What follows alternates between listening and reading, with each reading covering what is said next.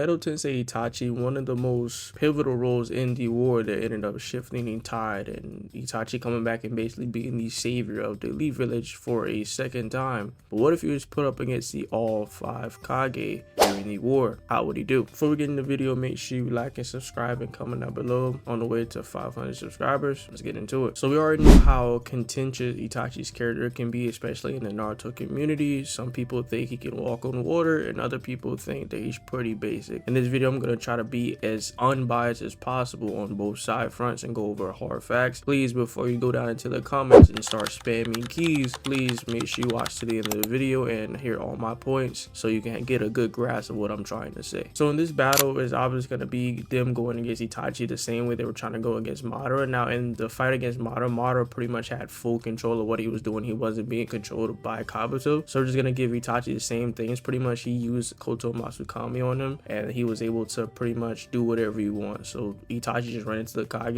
and he just wanted to duke it out, and he has an Edo Tensei body. Now one of the things that can kind of be seen as a misconception is that he may be stronger or weaker here. Like without the illness, he's pretty much more stamina, being able to use his Mangekyo Sharingan and all of the abilities whenever you want, versus being alive and having to literally like pick and choose when to use those abilities. So I would say that his stamina is definitely better here for sure, but him being overall more stronger or his jutsus being more potent, that might be a room to talk, because we know that the Edo Tensei weren't brought back as far as full power when it comes to the original strength, but we definitely do know he has more stamina. Now scaling them individually, we're going to start off with Gaara, because I feel like Gaara is probably the most versatile. Now obviously not the most physically strong or the fastest, but with his sand he pretty much is able to do a lot more things, has defense, has attacking, and pretty much can attack from anywhere with the sand. But one thing that we do know about the sand or his sand guard or his sand shield, whatever, they can be dodged and they can be blitzed through. That's one thing we do want to know. Not only that, we see when he was during the fight against Sasuke during the Five Kage summit, although it was brief, Sasuke was still able to handle the sand. It really wasn't a problem. But one thing that we do have to understand about Gaara's sand, it also will be able to apply aid to the other fighters on the battlefield. It's not just a sense for Gaara, but he can use it to defend and help and assist against Itachi. We know that a group battle is really good if you have other people to defend. But other than that, we do know that Gaara pretty much scales to his father, or a little bit past his father. We know that his father was strong, yes, but was also killed by Orochimaru, and this was a Edo Tensei version of his father. So that means while he was alive, he was basically stronger. So you can pretty much get Gaara above Sannin level, or at least peak Sannin level for sure, because if we go off of the Edo Tensei being weaker, that means that his father would be strong in his prime, and he still was killed by Orochimaru. So Gaara really doesn't scale too crazy, but at the same time, with his sand and all the abilities that he have attached to it, it would be great help in a group battle such as this. Now Tsunade's stelling pretty much straightforward. We know what she's really known for: her healing and her strength, and pretty much her atomic regeneration. With Tsunade, she pretty much scales to the Sannin. We've seen all the Sannin's strongest forms: Riot Sage mode, and Orochimaru's Hydro Snake form, and Tsunade atomic regeneration form. And other than that, she was able to break Madara's Susanoo and was able to still move around while being impaled by the Susanoo as well. But other than that, she really doesn't have too many things that would get her past the level of, like, say,